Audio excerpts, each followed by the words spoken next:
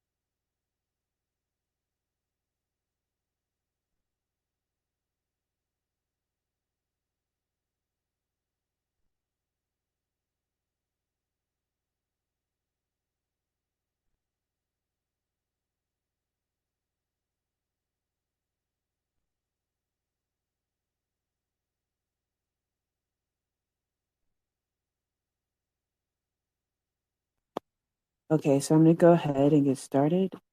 So this is chapter 2, public housing, black ghettos.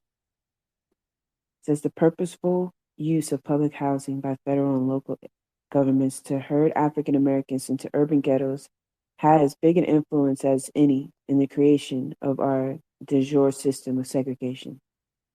Most Americans have an image of public housing, groups of high-rise towers with few amenities like playgrounds or parks packed next to one another in central city neighborhoods, plagued by crime and drugs and filled with Black or Hispanic mothers and their children.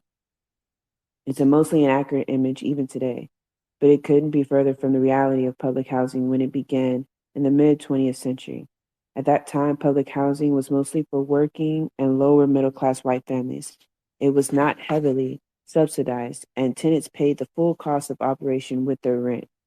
Public housing's original purpose was to give shelter not to those too poor to afford it, but to those who could afford decent housing, who couldn't find it because none was available. In New York City, for example, from World War II to 1955, the Housing Authority constructed 20 large unsubsidized projects for middle class families. All of them paid rent that covered the housing costs. Many projects were attractive, low rise, 6-story developments with trees, grassy areas, and park benches. In addition to giving priority to veterans, the authority maintained a list of 21 disqualifying factors for prospective tenants, including irregular employment history, single parent family, or an out of wedlock birth, criminal record, narcotic addiction, mental illness, poorly behaved children, poor housekeeping habits, and lack of sufficient furniture. So basically, what I just listed was the things and ways they would disqualify African Americans from getting public housing because they wanted public subsidized housing specifically for white families. And that's really important. Just real quick, I'm just making a quick space. Basically, these are going to be audiobooks that people can access anytime if they don't have like time to read the physical copy. So I'm just going to be like reading through chapter 2, and it's probably going to be a really short space. Okay, let's see. So I left off, it says, to ensure that undesirable tenants were not accepted, the housing authority sent agents to inspect the condition in which applicants kept their previous homes, often shared with relatives. Couples had to show a marriage license before their application was accepted. The Boston Housing Authority had similar requirements for its middle class projects for white families. The federal government first developed housing for civilians. Living quarters on military bases had long been in existence. During World War I, when it built residences for defense workers near naval shipyards and munition plants. 83 projects in 26 states housed 170,000 white workers and their families. African Americans were excluded. even from projects in northern and western industrial centers where they worked in significant numbers. Federal policy sometimes imposed racial segregation where it hadn't previously been established, forcing African Americans into overpopulated slums. When the war ended, the government sold off its existing projects to private real estate firms and canceled those that were not complete. Beginning with the Great Depression of the 1930s and into the early 1950s, working and middle class white as well as African American families faced a serious housing shortage. In the Depression, only the affluent could afford to purchase homes or rent new apartments, so builders can be induced to provide housing for others. World War II exacerbated the shortage because all construction material was appropriated for military purposes. Working and lower middle class families doubled up with relatives, stayed in apartments that were too small for their growing families, or remained in emergency Quonset huts that had been put up toward the end of the war for returning veterans. In response, President Franklin D. Roosevelt's New Deal created the nation's first public housing for civilians who were not engaged in defense work. Race determined the program's design. The administration constructed separate projects for African Americans, segregated buildings by race, or excluded African Americans entirely from developments. Segregation in administration's housing programs followed a pattern that was established by New Deal construction, employment, and job agencies. That's really important because, again, what the color law does very succinctly in this book is to explain that a lot of the racist policies that exist today aren't you know, left over from slavery. In many of the places where these racist law exists, slavery wasn't even there. Like in Northern California, like in Richmond, like chapter 1 references. They didn't have slavery. There wasn't even that many black people until the 30s because they went to work in the plant jobs because that's where they were hiring. Segregation in administration's housing program followed a pattern that was established by New Deal construction, employment, and job agencies. An early initiative was the Tennessee Valley Authority, created in 1933 to bring jobs and economic growth to a region whose suffering during the Depression had been unusually severe. In Norris, Tennessee, where the T of A was headquartered, the government developed a model village with 500 comfortable homes leased to employees and construction workers. The village, though, was open only to whites, while the TVA housed its African American workers in shoddy barracks some distance away. A TVA official explained that the town was being reserved for whites because Negroes do not fit into the program. Other New Deal agencies shared this commitment to residential segregation. The Civilian Conservation, I don't think I said that word right, y'all. The Civilian Conservation, there you go, Corps, established work camps for jobless youth and young adults. That is another important part because just like chapter 1, which I encourage people to go listen to or read, it talks about how in the black areas during segregation, they would close down the school for the kids because they wanted to be able to exploit those black children for work. And that's really important because as we learn history, you'll see parallels. We need to start asking ourselves, when certain things happen, why? Sometimes we just get excited to be included, but we need to ask ourselves what we're being included into, especially when we live under white supremacy and capitalism. And I say that real quick, and then I'll continue reading. Is that currently we're seeing the rollback of child labor laws, right? So now children can work even younger, and we're finding in places stories emerging where children are actually being put in the most dangerous environment. Chicken factories that is even dangerous for adults to work, plant environments, industrial environments with hazardous air, hazardous equipment, industrial grade equipment that it takes years of training for adults to do. They're putting kids in these environments. And also, too, simultaneously, we're also watching the privatization of schooling and schools being shut down in a lot of black areas. So we have schools being shut down currently in black areas, child labor laws being rolled back. We have history to show us where this can eventually take us. And we need to start heeding that and talking about it more. So just real quick for the audio, I apologize. When I read books like this, even though I'm rereading it, I just have to like interrupt almost like someone watching a movie. I know it could be annoying, but you know, I just wanted to drop that there. So in Norristown, Tennessee, oh, I'm sorry, I already read that part. So other New Deal agencies shared this commitment to residential segregation. The Civilian Conservation Corps established work camps for jobless youth and young adults. These camps were segregated not just in the South, but often in the North as well. In New Jersey, for example, Governor Harold Hoffman refused to allow any camps for African American corps members because of what he termed local resentment. The National CCC director, Robert Fechner, implemented a policy never to force colored companies on localities that have openly declared their opposition to them.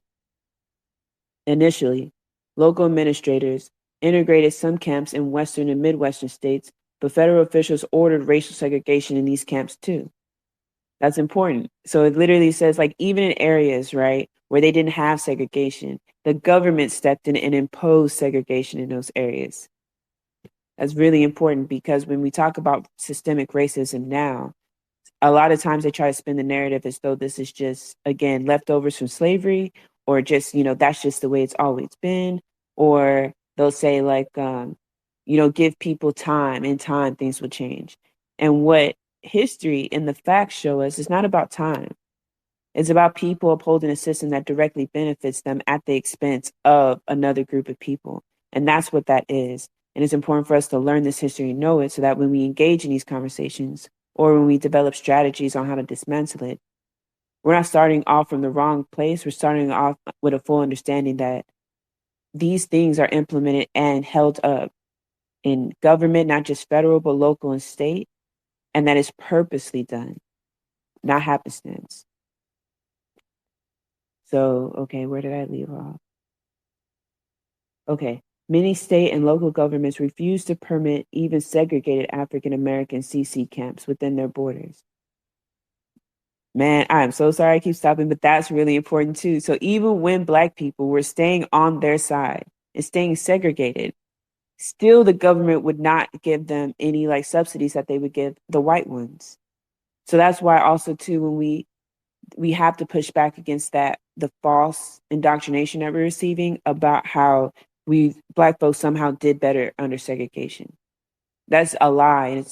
And it is, in my analysis, I believe that that rhetoric is pushed on us to just swallow for the express purpose to say that we love our condition and that we enjoy it. And to like indoctrinate us into believing that, because if you understand how segregation works, like it points out here, even though these people pay taxes, their labor was heavily taxed. So that went to government, and that government spread it out amongst its people, the cracker class, right? Especially. They then will turn around and say, even though you're following the rules that we set, we are still going to just exploit and siphon the resources in forms of tax dollars and labor out of your community to build up our own and to deny you access to what you've already paid for. Like, that's segregation. Segregation is a way in which to create ghettos in the original definition. If you're unsure what that word means, but to create ghettos, aka open air prisons, in order to exploit Black people to build up, white capital. And so no one thrives under segregation. I think that's really important. So I'll continue reading. Where housing was not merely the byproduct of a New Deal, economic development or jobs program, like the TVA or CCC, but was the direct object of Roosevelt administration reform, segregation was even more rigid. New Deal housing efforts were initially created as a project of the Public Work Administration. Established in 1933, shortly after Roosevelt took office, the PWA's goal was to alleviate a national housing shortage where creating jobs in construction.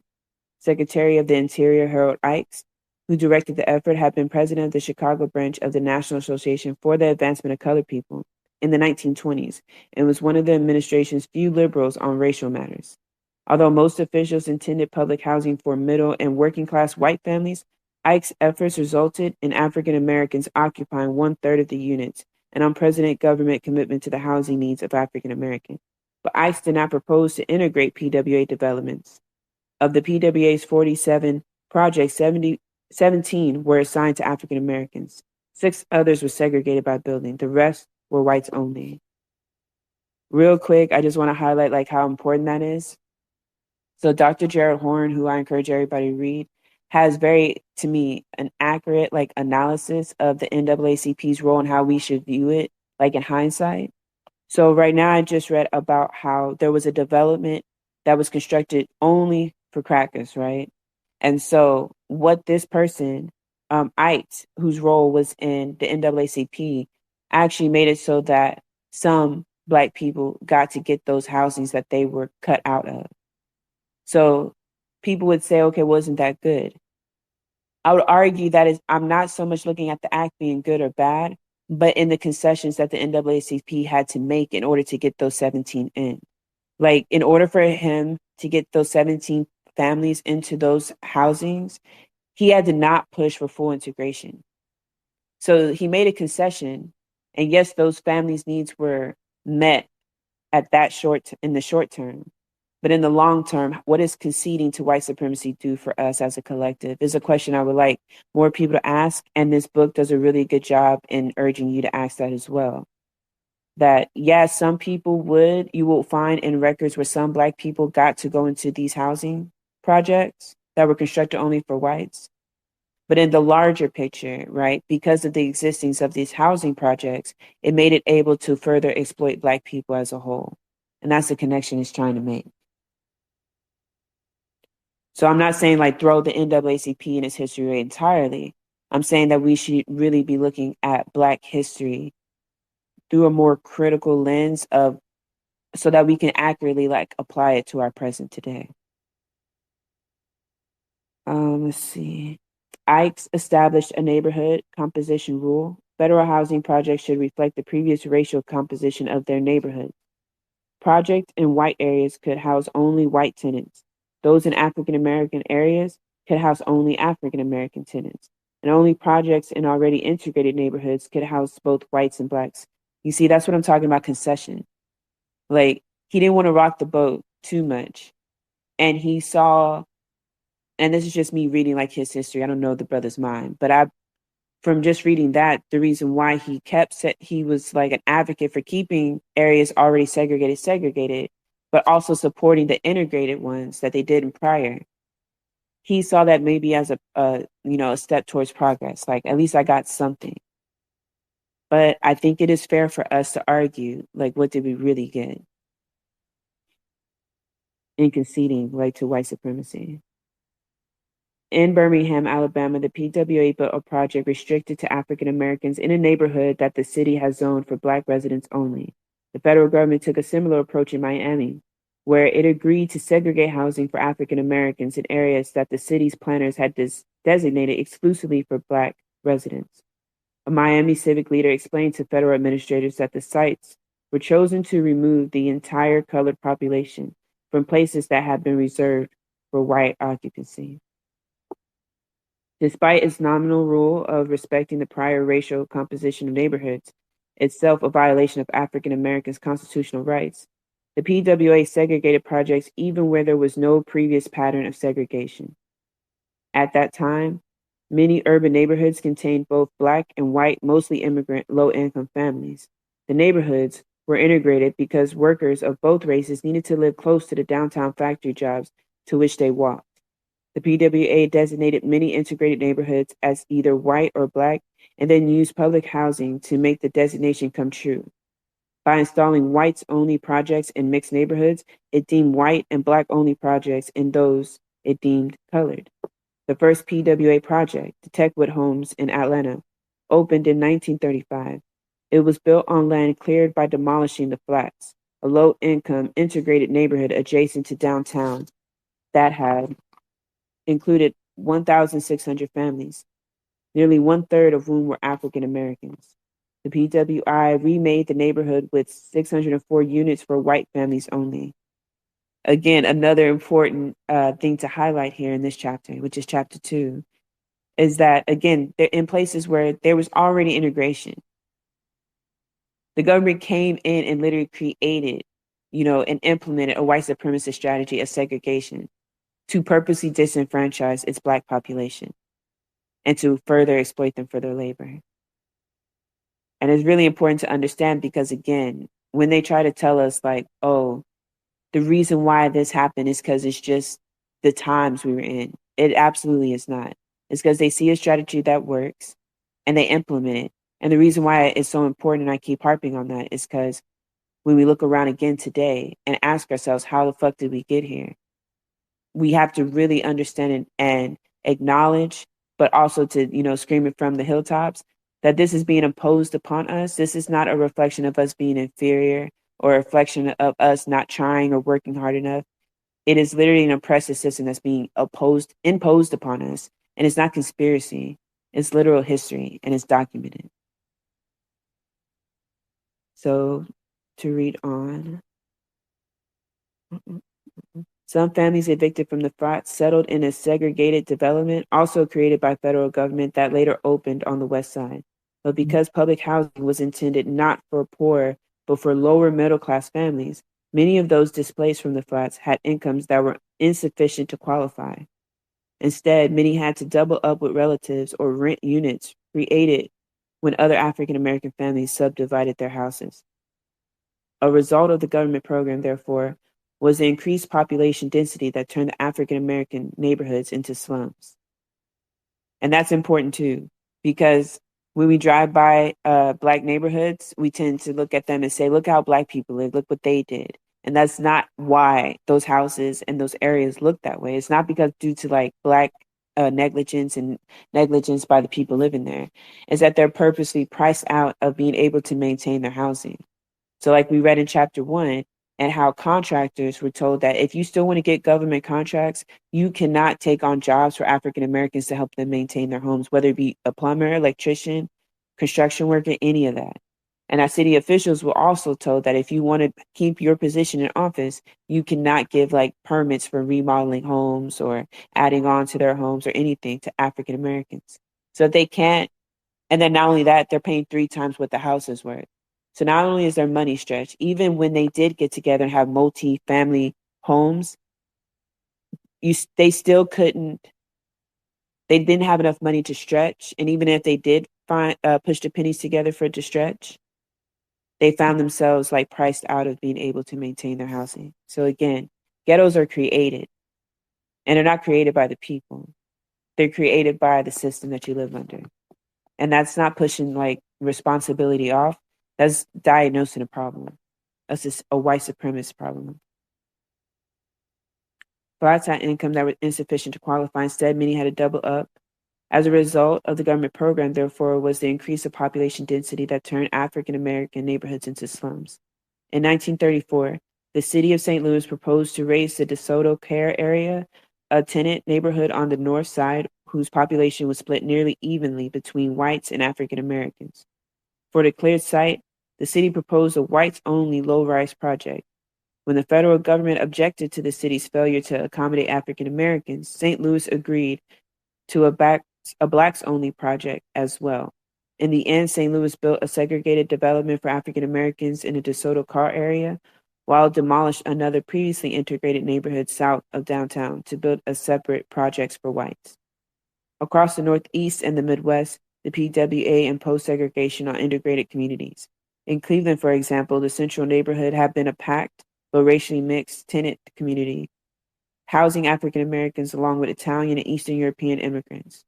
Langston Hughes, the African American poet, playwright, and novelist, recounts in his autobiography that when he attended Central High School in the late 1910s, he dated a Jewish girl and his best friend was Polish. Over the next 15 years, white families began to leave the central neighborhood and African Americans arrived. Yet many whites remained. Despite the neighborhood's biracial history, the PWA constructed 2 segregated projects, one for African Americans, the Althwaite homes, and one for whites, the Cedar Central apartments. Although there previously had been ethnic and racial clusters in the neighborhood, the PWA solidified its racial segregation. The PWA also built a third Cleveland project, Lakeview Terrace, developed, as its name suggests, in a more scenic location. It was exclusively for whites. Like many other PWA projects for white families, but rarely like those for African Americans, Lakeview Terrace included a community center, playgrounds, and plentiful green space, and it was decorated with murals. PWA projects also concentrated African Americans in low-income neighborhoods in Detroit, Indianapolis, Toledo, and New York. For example, the PWA created two segregated projects. The Williamsburg home in a white neighborhood was for whites, and the Harlem River houses in a black neighborhood was for African Americans. As the 26 projects built in the Northeast and Midwest, 16 were reserved for whites, 8 for African Americans. 2 were internally segregated. In 1937, Congress ended the PWA program of direct federal construction of public housing and required localities wanting such projects to establish their own agencies that can then build housing with federal subsidies provided by the newly created U.S. Housing Authority. The authority continued the policy of claiming to respect existing neighborhood racial characteristics while in practice creating a new racially homogeneous communities. The USHA manual warned that it was undesirable to have projects for white families in areas now occupied by Negroes, and added, the aim of the local housing authority should be the preservation rather than the disruption of community social structures which best fit the desires of the groups concerned. So like what that legislation literally says is like they created segregation where there wasn't any in certain towns and areas. And then turn around and said, okay, we're just going to keep things the way they are because y'all wanted this. After imposing it on the people, like no one asked for this shit. They did it because they needed the division among people, among workers, so that they can continue to exploit black people even further. And that white people would act as the overseers because they have a direct stake in the system maintaining as it is because they have been getting certain concessions.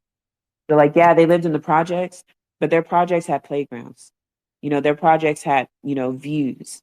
They were well built and they were built to be permanent. While the black projects, their co-workers who were kept in black projects were run down, no plumbing, no garbage pickup, no green spaces. So they got to directly see like the difference in which way they were being treated and the way their co-workers were being treated who were black. And they knew they didn't want to be treated as black. So a lot of times the white working class would directly betray the black working class in order to keep their stake in the buffer class, even though they were still kept poor. That's really important. So let's see. It says in 1937, Congress ended the PWA program of direct federal construction of public housing and required localities wanting such projects to establish. My bad, you already read that. The first USHA-funded projects were built in Austin, Texas, largely because of aggressive promotion by its congressman, Lyndon Johnson. Segregated projects were constructed for African Americans in East Austin's black neighborhood and for whites on the west side. As elsewhere, the projects were used to create a more rigid segregation than had previously existed. Austin city planners had recently developed a proposal that included shifting African Americans who were scattered throughout the city to a single east side ghetto. The public housing plan advanced this scheme. Rosewood Courts, Austin's east side project for African Americans, was built on land obtained by condemning Emancipation Park, the site of an annual festival to commemorate the abolition of slavery. The park had been privately owned by a neighborhood association, the Travis County Emancipation Organization, and residents protested the condemnation of this community institution, in which they took great pride, but their objections had no effect despite the availability of other vacant land. I think that's really important too, because oftentimes we'll see things that'll trend and people will be like, oh, here we go, black people complaining again. But if you literally look at what it's connected to, you find that it's literally, that's how they do it. It'll be a hot topic issue. And then that hot topic issue acts like a temperature check to gauge where the people are at. And if the majority of people like consent or ignore, well, then you can push forth public policy to violate those rights that they're willing to give up. And if we look at those patterns, it happens every time. You'll see like, for instance, like Nietzsche's work with the other 200 black teachers that created that curriculum in Florida.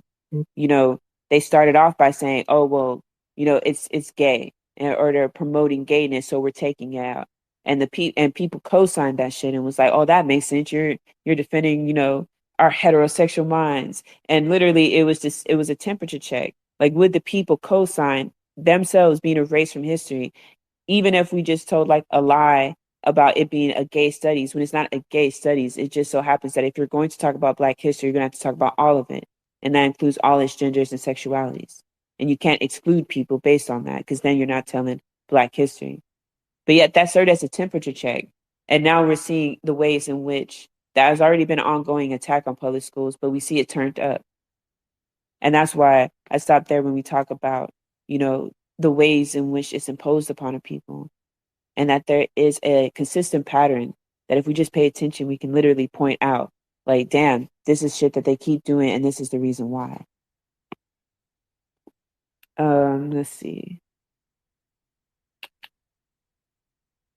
Okay, certainly many urban areas already had distinct African American neighborhoods. When the PWI or USH came on the scene, federal agencies cannot be charged with sole responsibility for segregation, but they reinforced it. In Chicago, for example, a substantial African American population in segregated neighborhoods predated the Depression. The PWA constructed 4 projects in that city. 2, the Julius C. Lathrop and Thumball Park homes for white families were in previously all-white communities. African American families were assigned to the Ida B. Wells homes in an African American neighborhood. The Jane Addams houses in a mostly white area that had some African Americans was called integrated. The PWA gave about 3% of the Jane Addams units to African Americans, but segregated them in a designated section within the project. It could be going too far to suggest that cities like these would have evolved into integrated metropolises were it not for the New Deal public housing. But it is also the case that the federal government's housing rules pushed these cities into a more rigid segregation than otherwise would have existed. The biracial character of many neighborhoods presented opportunities for different futures than the segregated ones that now seem so unexceptional. Yet, those opportunities were never seized. As the nation prepared for war in 1940, Congress adopted the Lanham Act to finance housing for workers in defense industries. Lanham Act projects played a particularly important role in segregating urban areas, like Frank Stevenson's Richmond, where few African Americans had previously lived. In some cities, the government provided war housing only for whites, leaving African Americans in congested slums and restricting their access to jobs. In other cities like Richmond, war housing was created for African American workers as well, but it was segregated. By the war's end, the Lanham Act had combined with PWA and USHA programs to create or solidify residential racial segregation in every metropolitan area they had touched. When construction of civilian public housing resumed, it continued to promote segregation. Local governments with federal support were responsible for its racial character. Segregation violated constitutional rights, whether it was federal, state, or local government that insisted upon it. The examples that follow from the Northeast, Midwest, and Pacific coast reflect a racial design that prevailed throughout the country during the war and its aftermath. In 1941, Boston began building the West Broadway project, designated for white middle-class occupancy only. It remained almost entirely white, with only a few token African Americans until a legal complaint by civil rights groups in 1962 forced the city to cease excluding qualified African American applicants. Another Boston project from the 1940s, Mission Hill, had 2 sections: Mission Hill itself and across the street, the Mission Hill extension. In 1962, 1,024 families, not one of them African American, lived in Mission Hill. At the Mission Hill extension, 500 of 580 families were African American. 5 years later, after Boston agreed to desegregate the developments, Mission Hill was still 97% white, while the Mission Hill extension had increased to 98% African American. One observer reported in a rental office there were 2 windows, one for Mission Hill and one for the extension. And except for the absence of 2 signs saying white and colored, it might be Birmingham, Alabama. There is literally a line of whites and a line of Negroes paying their rent. I think right there it's important too, because oftentimes you'll have people tote legislation and say, well, this bill was passed, so therefore justice is served. And like this, the reoccurring theme in this book points out that even though there'll be a law on the books to say, oh, we'll let y'all have, these few houses for Black people and all white, they show that even in practice, it's still never like trickled down, so to speak, to the actual people to improve the material conditions of Black people. So that's why if the people complain, right, and say, oh, politicians are all the same or red and blue are the same. Yes, they could be mistaken or coming from ignorance, but oftentimes too, if we look at the material conditions, my basic approach to it and why I'm a communist is, are my people free? No, they're not. And the material conditions are getting worse under this system. So therefore it has to go. And this book does a really good job pointing out why and where and how this was constructed and how it will always be maintained. So there's no reforming this system. The system is working exactly how it was built to work. Okay, so it says at the time, the Federal Worker Agency, FWA, had also been given responsibility for constructing temporary housing for war workers. Clark Foreman, its director, proposed a Detroit development, the Sojourner Truth Homes for African Americans.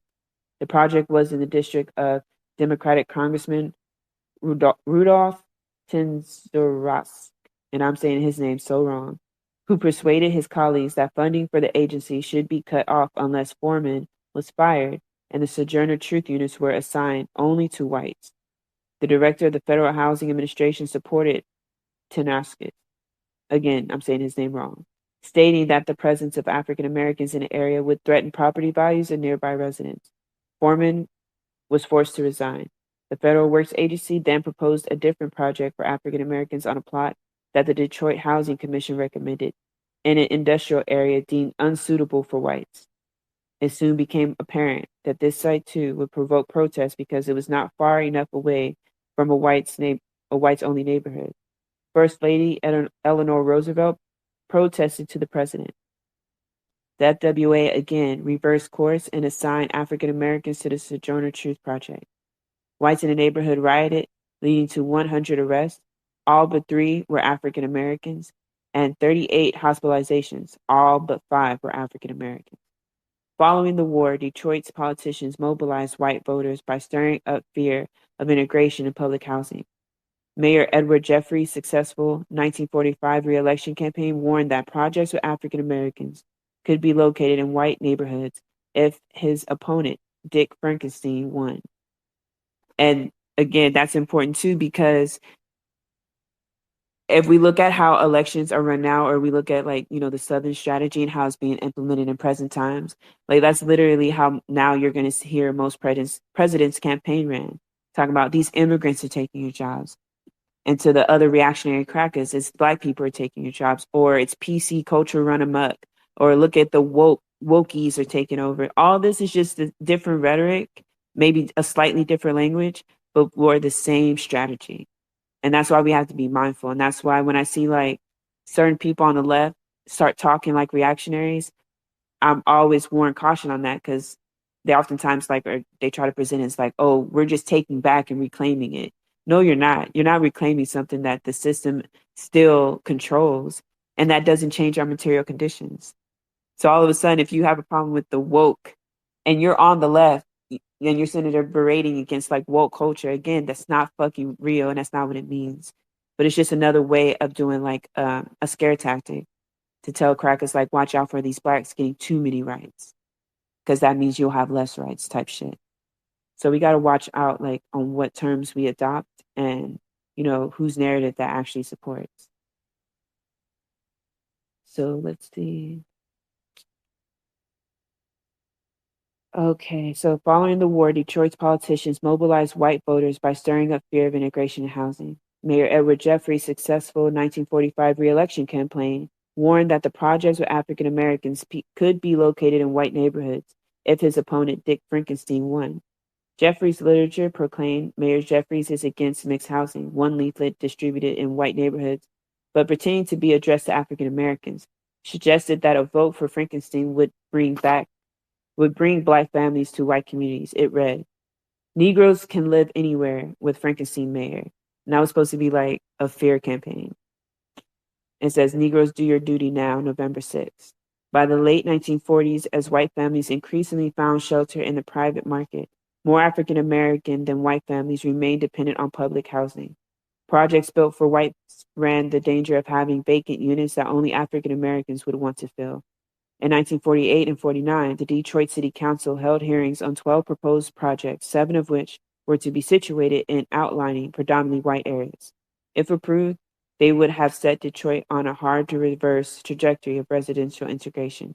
But Jeffrey's successor, Albert Cobo, who had also campaigned against Negro invasions, sick, they have that in quotes, by the way, who had campaigned against Negro invasions and public housing, vetoed 8 of the 12, including all 7 in the white neighborhoods.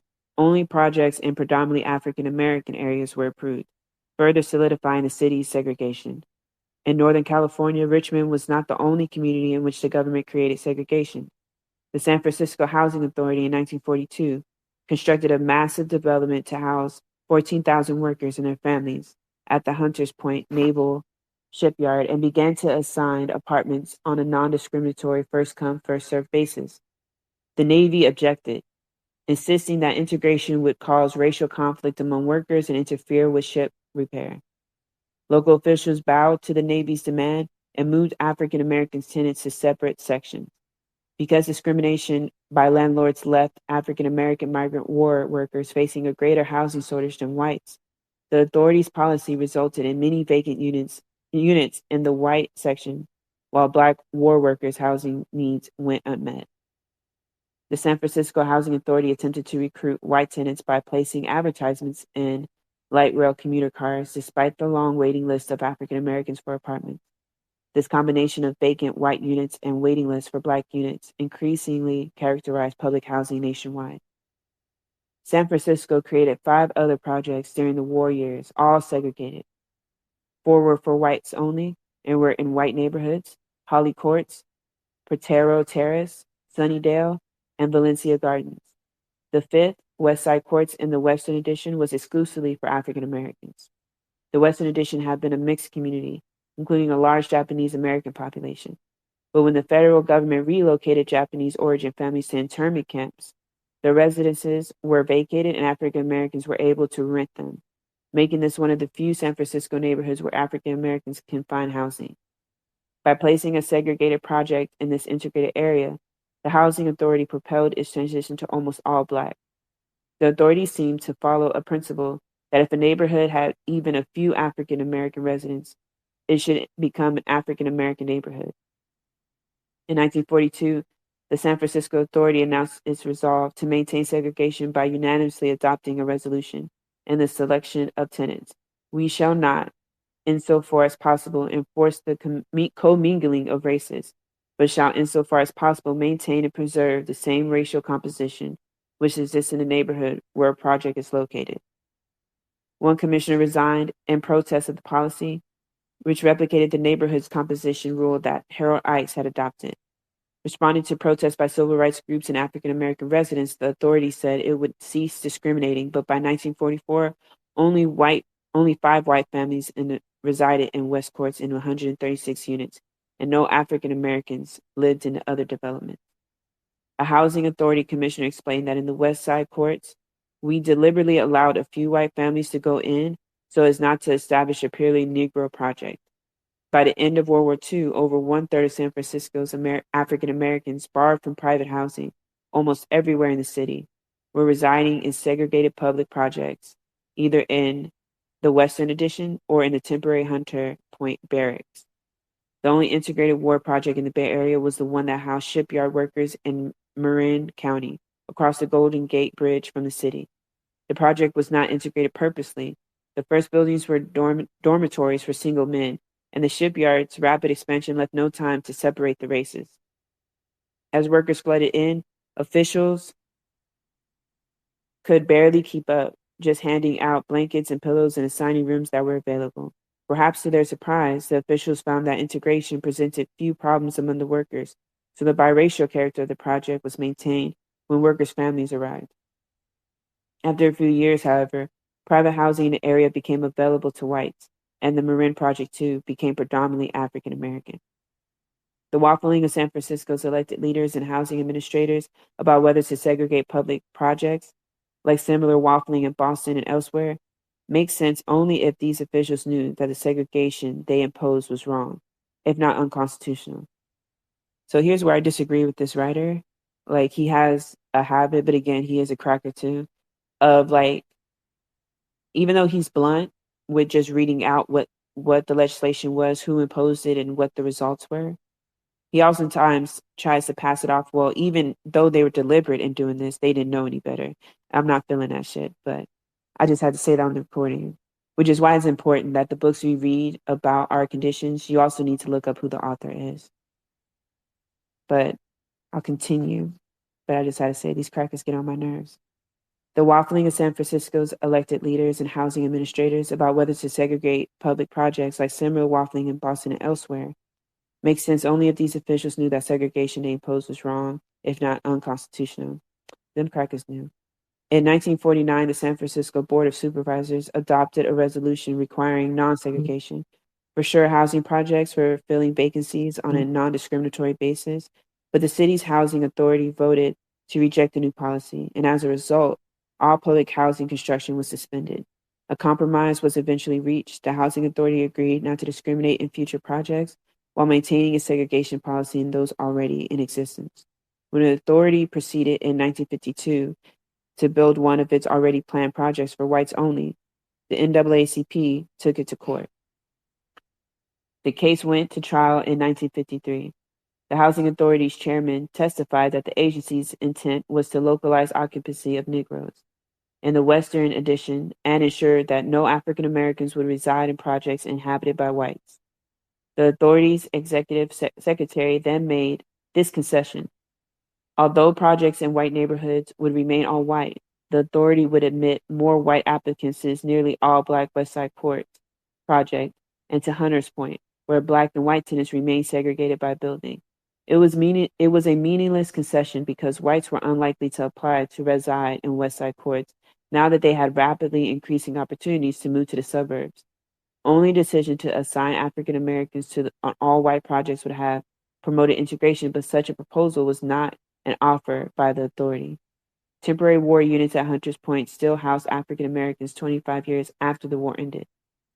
Although most whites had left Hunters Point by then, few African Americans could find homes or apartments elsewhere in the city or environment.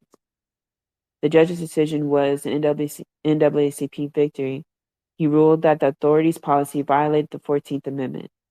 A California appeals court upheld the finding, instructing San Francisco to abandon segregation and assign black families to projects outside the Western Addition.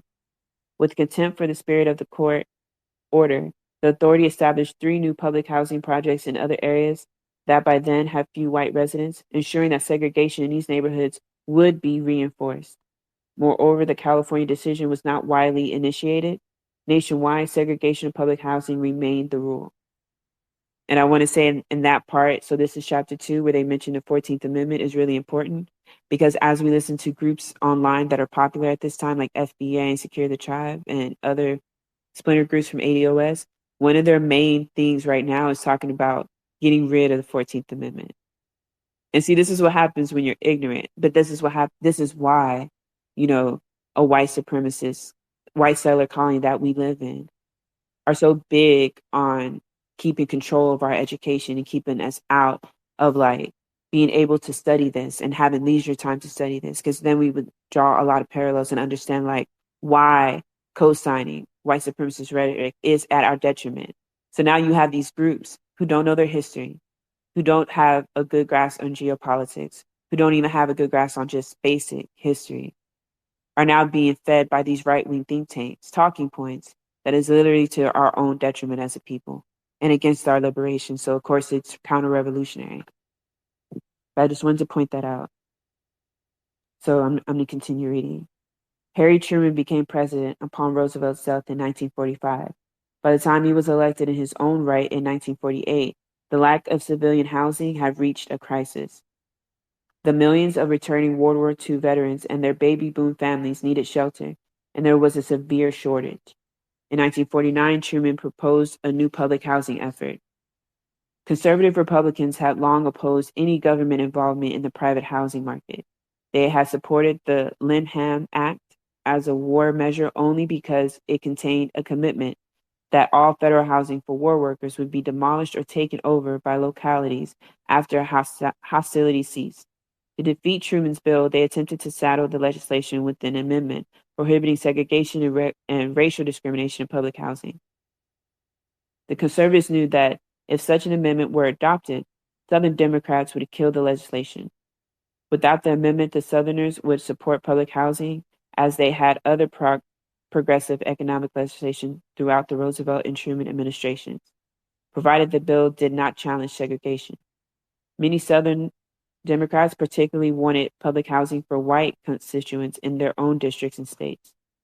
Liberals, led by Minnesota Senator Hubert Humphrey and Illinois Senator Paul Douglas, had to choose between enacting a segregated public housing program or no program at all. On the Senate floor, Douglas proclaimed, "I should like to point out to my Negro friends what a large amount of housing they will get under this act.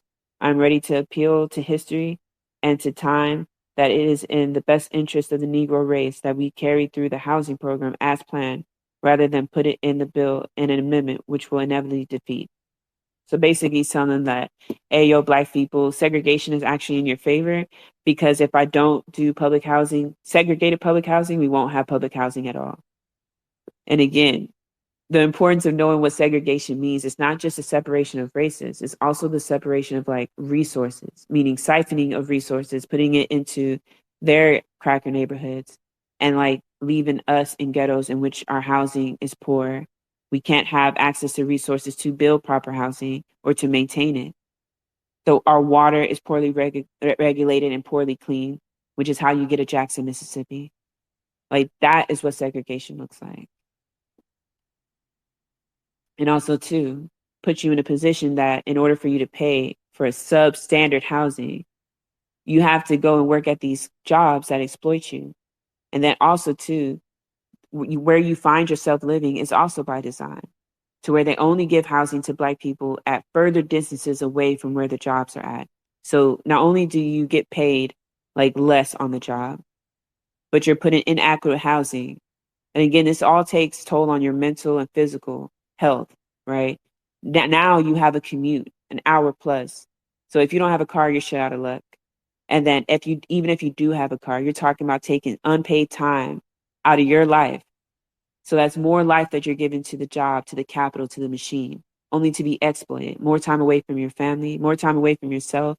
And again, less leisure time, so that you can't study this and so you can't strategize to get free. So you're caught in this continuous loop of exploitation.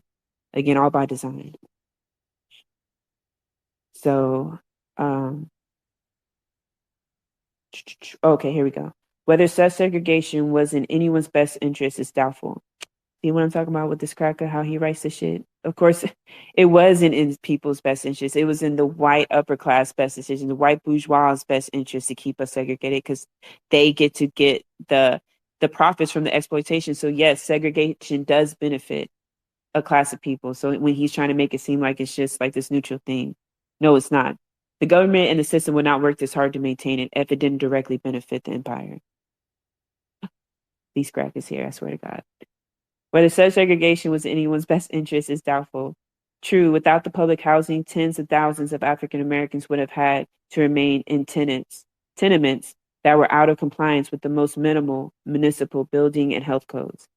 But with the segregated projects, African Americans became more removed from mainstream society than ever, packed into high-rise ghettos where community life was impossible, where access to jobs and social service was more difficult, and where supervision of adolescents and even a semblance of community policing was impractical.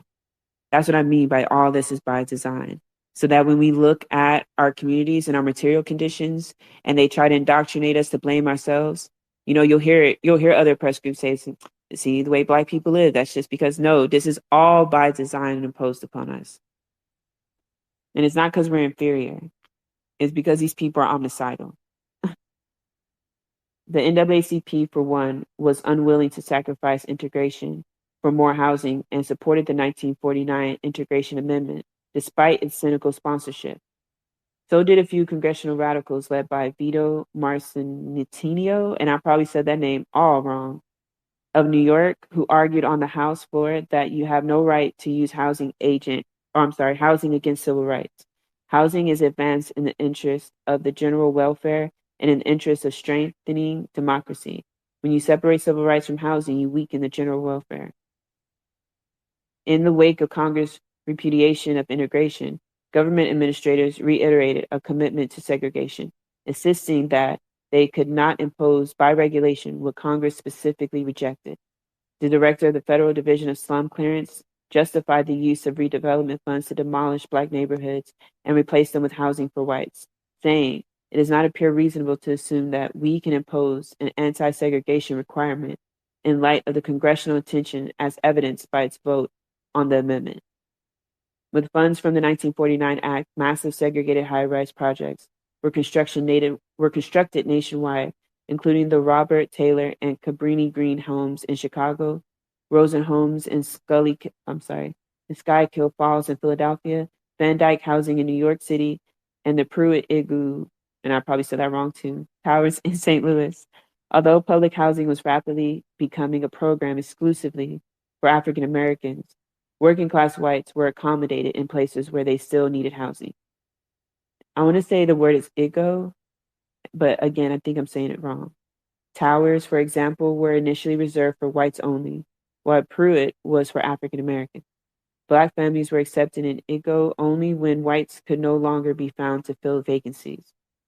In about a dozen states, among them California, Iowa, Minnesota, Virginia, and Wisconsin, the new suburban officials who may have wanted integration developments were prevented by state constitutional amendments adopted in the 1950s that require a local referendum before building a low-income family public housing project. Middle-class white communities then systemically vetoed public housing proposals. A lower federal court found such referenda requirements unconstitutional because their racial motivation was so obvious.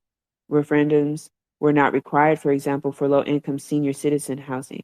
But in 1971, the Supreme Court ruled otherwise, upholding the referendum provisions on the grounds that they preserved democratic decision-making. So basically, when the people tried to veto and go against segregation, the city and other local governments would say no, including the state too, would say no. And let's see. Dwight D. Eisenhower succeeded Truman as president in 1953, becoming the first Republican to hold office in 20 years. A political realignment with Republicans becoming more conservative than Northern Democrats on matters of racial equity was underway. Soon the new administration began to reverse the few halting steps toward non-discrimination that the Roosevelt and Truman administrations had taken or considered. And just a quick heads up, I'm probably going to end this space after a few pages. I'm going to try to finish this chapter because I have a prison call that I got to answer, but I think I can get through it before he calls. So Dwight D. Eisenhower succeeded Truman as president in 1953, becoming the first Republican to hold the office in 20 years. A political realignment with Republicans becoming more conservative than Northern Democrats on matters of racial equality was underway. Soon the new administration began to reverse the few halting steps toward non-discrimination that the Roosevelt and Truman administrations had taken or considered. Following the Supreme Court's 1954 decision invalidating separate but equal public education, Birchman Fitzpatrick, general counsel of the Housing and Home Finance Agency, stated that the decision did not apply to housing. In 1955, President Eisenhower's housing administrator told a congressional committee that the government should not move too precipitously to eliminate racial segregation from federal programs. The administration formally abolished a policy it had never been enforced, that African Americans and whites receive public housing of equal quality. It also ended even nominal adherence to requirements that local housing authorities give priority to needed applicants. I know I said I'm trying to breeze through this chapter, but I think that's really important just to touch on real quick, is that even though they had stipulations saying that, actually you should build housing at equal quality regardless of race, on the ground level, they never implemented it. And even though they never implemented it, the new person taking office would repeal it. So even laws that weren't being put into effect that are supposed to better the housing for Black people, those so-called wins would be made, but through concessions that we touched on earlier, that actually hurt the Black community as a whole. But then even the concessions we made and the gains we made through those concessions were repealed literally just the next election cycle. And that's important because these are some of the valid complaints that people bring to people when they just try to force this just vote, just vote, just vote deal. People are saying like, okay, well, you're voting. We'll get what we want. It never takes, it never comes to fruition on the ground. My material conditions don't change. And you're telling me just to engage in the same thing and I'm supposed to get a different result. And this book, along with many others that we study, show that these people's gripes aren't like reactionary or something to just be dismissed. And they're not conspiracy. It's literal history. And that what they're saying to people and that we need to listen to and strategize about is that, hey, this shit isn't working. So what are we going to do so that we can start thriving instead of just trying to survive? Because again, we're not surviving under this either. And my bad, John. This time I'm stick to my word and breeze through this because, yeah, if I get that call, I'm going to have to end the space. And I'd rather end it, on a note where I finish the chapter. Okay. In the 1950s, some housing authorities built scatter site rather than concentrated units. Having recognized the high-rise ghettos for the poor, aggravated residents' desperation and generated more crime. They also hoped that scattered units would provoke less opposition from whites. In the mid-1970s, the federal government began to recommend that cities use their public housing funds this way. Yet most cities, Chicago and Philadelphia, being extreme examples, continue to situate public housing in predominantly low-income African-American neighborhoods. A few municipalities did begin to use funds for scattered site projects, but they were typically cities with small, low-income African-American population, which just means mostly white. Public housing authorities not only continued to choose segregated sites for new developments, but made efforts to segregate existing projects where integration might have been tolerated. In 1960, for example, the Housing Authority of Savannah evicted all white families from its integrated Francis Bartow project, creating an all-Black complex. The authority justified its policy by observing that the national and local housing shortages abating, whites could easily find homes elsewhere, and African Americans needed the public projects more. In 1984, investigative reporters from the Dallas Morning News visited federally funded developments in 47 metropolitan areas. The reporters found that the nation's nearly 10 million public housing tenants were almost always segregated by race, and that every predominantly white occupied project had facilities, amenities, services, maintenance that were superior to what was found in predominantly Black occupied projects. By the 1960s, when few white families were still living in urban public housing, civil rights groups had little remaining reason to challenge the discriminatory assignment of tenants. Instead, their focus shifted to opposing the placement of what had become predominantly African American projects in already segregated neighborhoods, increasing residents' racial isolation. In 1976, the Supreme Court adopted lower court findings that the Chicago Housing Authority, with the complicity of federal housing agencies, had unconstitutionally selected sites to maintain the city's segregated landscape. Although the authority has suggested tracts that would integrate white neighborhoods, each project was subject to veto by the alderman in whose ward it was proposed. In his ruling, the district judge, I have to say real quick. So when we talked about aldermen, I encourage y'all to read this part of the book, and I'm going to draw a direct parallel to something that we all got to witness here in Spaces, right? So remember that cracker, that fucking Ofe from Chicago. Damn, what the fuck was his name? Shit, I can't believe I forgot Gabe. That cracker's name was Gabe, and he was running for alderman. And what he was running on is he said that, he went to the freedmen and told them, like, if y'all elect me in Chicago, I'll get rid of the Pan-Africans there. And the freedmen, not knowing Chicago's history, right? The area he was talking about is just a predominantly Black area. So they were literally like campaigning this dude Gabe all on the internet and shit, and all done by Black people on the internet to get this man into office because they said he'll give us reparations. Mind you, there was 5 other people running for alderman, Black people running for alderman, who were already had work in the reparations movement. And yet they ignored that. And the campaign they did for this Gabe guy was, he's running for reparations and he'll get the Pan-Africans out the paint. All because of some shit that they have been exposed to on Twitter, not understanding like what this means in reality. That they were going to help this dude basically do what we were describing in this book, reinforce segregation, put black people in worse housing conditions, and then sell their housing for cheap to the white bourgeois class. And that's something we witnessed here. So that's just an example. Again, I apologize. I'm going to get through this chapter before I get this prison call and have to end the space. So in the 1960s, by the 1960s, when few white families were still living in urban public housing, civil rights groups had little remaining reason to challenge the discriminatory assignment of tenants. Instead, their focus shifted to opposing the placement of what had become predominantly African American projects in already segregated neighborhoods, increasing the residents' racial isolation. In 1976, the Supreme Court adopted lower court findings. You know what? I already read that. My bad, y'all. I'm right here. In the years leading up to the final ruling, the city of Chicago had blocked efforts by the CHA and Department of Housing and Urban Development to comply with consent decrees and lower court decisions. In 1971, for example, the CHA officials identified land for new projects that included some predominantly white areas. Unlike the high rises the agencies had built to concentrate public housing in a black ghetto, these proposals were for low-rise, scatter site housing, but they still would have had African American tenants. Mayor Richard J. Daley rejected the proposal, saying that public housing should not go where it is not quote unquote accepted. In defending HUD before the Supreme Court, President Gerald Ford, Solicitor General Robert Bork expressed the government's opposition to placing public housing in white areas.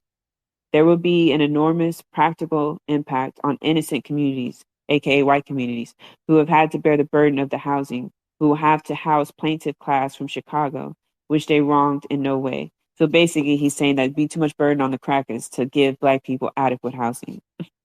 Some sick ass shit. Again, they're not being given anything. Remember, y'all work and taxes are taken out of your check. So not only are they exploiting, they're talking about how they exploit black people, take money out of their taxes to subsidize these programs, but then deny them access to the very programs they paid for. The Supreme Court rejected Bork's objection, upholding lower courts' orders that HUD must henceforth construct apartments in predominantly white areas of Chicago and its suburbs. The CHA and HUD response was to cease building public housing altogether. Yet even if CHA, HUD, and the city of Chicago itself had complied with the Supreme Court's decision and built units in the city's white communities, it most likely would have been too late. The litigation had dragged on for years, during which time most of the vacant land in white neighborhoods that could have been used for scatter site housing had been developed. Following the Supreme Court decision, the segregation of African American from other families in Chicago increased. As whites in integrated urban neighborhoods departed for the suburbs, the Chicago area shares of African American living in all black areas grew. Other federal court decisions or settlements in Baltimore, Dallas, San Francisco, Yonkers, and elsewhere also recognized that HUD or local government had created or perpetuated segregation. In Miami, for example, African Americans eligible for public housings were assigned to distinct projects, while eligible whites were given vouchers for rentals of private apartments to subsidize their dispersal throughout the community. It was not until 1998 the civil rights groups won a requirement that vouchers be offered to African Americans as well. Too late to reverse the city's segregation. In most other cities, court orders and legal settlements were also not sufficient to undo the segregation that federal, state, and local government had created and embedded. From the beginning, the real estate industry, real quick, y'all, and I promise not to stop, not one more time. But that's why too, the conversation around reparations, is a very serious one, but we have allowed to be co-opted by people who do not know the history and why it's so important to know so. Let's just say you get a check, which I'm not saying black people don't deserve. I'm saying take that fucking money. That money is yours. But that doesn't mean that a problem has been solved or that a repair has been made. If the system, the white supremacist capitalist system, is still standing when we get this check, that's not true repair. That's not true reparations. It's only at the dismantling of all oppressive systems and that we redistribute wealth in which we can call that a repair. Again, I'm not saying that they give you a check, tear it up, cash that bitch, but also know that they still owe you. From the beginning, the real estate industry bitterly fought public housing of any kind and has support from Republicans in Congress. Industry lobbyists insist that socialism in housing was a threat to private enterprise, a difficult argument to make when from the 1930s to the end of World War II, private enterprise had been unwilling or unable to build dwellings affordable for working and middle class families. But once the housing shortage eased, the real estate lobby was successful in restricting public housing to subsidize projects for the poorest families only. New federal and local regulations set forth strict upper income limits for families in public housing. Beginning in about 1950, many middle class families, white and black, were forced out under these new rules, although many would have preferred to stay in the low rise, scatter site, and well maintained projects that mostly characterized pre 1949 public dwellings. This policy changed, mostly complete by the late 1960s, ensured that integrated public housing would cease to be possible and transformed public housing into a warehousing system for the poor. The condition of public projects rapidly deteriorated, partly because housing authority maintenance workers and their families had to leave the buildings where they worked when their wages made them ineligible to live there, and partly because the loss of middle class rent resulted in inadequate maintenance budgets. The federal government had required public housing to be made available only to families who needed substantial subsidies, while the same government declined to provide sufficient subsidies to make public housing a decent place to live. The loss of middle class tenants also removed a stutter. I'm having a whole ass stroke over here, y'all. Constituency, there we go, that have possessed the political strength to insist on adequate funds for their projects, upkeep, and amenities. As a result, the condition and then the reputation of public housing collapsed. By 1973, the changeover was mostly complete. President Richard Nixon announced that public housing should not be forced on white communities that didn't want it, and it reported to Congress that many public housing projects were monstrous, depressing places, run down, overcrowded, and crime-ridden. Throughout the middle 20th century, government housing projects frequently defined the racial character of neighborhoods that endured for many years afterwards. Reflecting on public housing in his state, Carey McWilliams, who had been California's housing commissioner in the early years of World War II, later wrote that the federal government had, in effect, been planting the seeds of Jim Crow practices throughout the region under the guise of respecting local attitudes. We can only wonder what our urban areas would look like today if instead of creating segregation where it never or perhaps barely existed, federal and local governments have pushed in the opposite direction, using public housing as an example of how integrated living could be successful. So that's the end of chapter 2. And my bad, y'all. I would love to have a discussion, but the homie locked up is about to call. So, we got to support our brothers and sisters behind bars. But I'll do chapter 3 tomorrow, and I'll try to double up so that we can get through this book as quick as possible, because I already have like a list of books that I'm trying to make accessible. So